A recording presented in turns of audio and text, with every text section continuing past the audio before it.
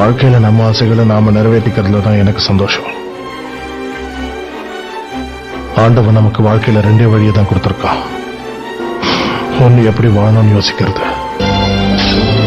என்ன பண்றதுன்னு தெரியாம இருந்தாம கொஞ்ச நாளைக்கு அப்புறம் எதிர்த்து சண்டை போட ஆரம்பிச்சான். இன்னொன்னு எப்படி சாகணும்னு யோசிக்கிறது. எதை தேர்ந்தெடுக்கிறோங்கிறது தான் நம்ம விதி. அவர் இங்கேயே செத்திருக்கலாம். விஷத்தில் 4 பேர் தூக்கி போடுவானுங்க. தப்பு. ரைட். சத்தத்துக்கு அப்புறம் 4 பேர் தூக்கி போட்டேன், 40 பேர் தூக்கி போட்டாங்க. அவன் சொன்னது கரெக்ட் தான்.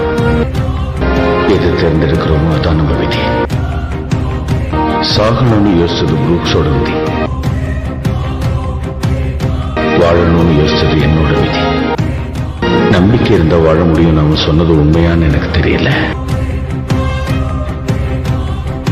ஆனா அவன் சொன்னது உண்மைன்னு நம்பி வாழ்க்கை பயணத்தை நான் ஆரம்பிச்சேன். நம்பிக்கை தானே வாழ்க்கை.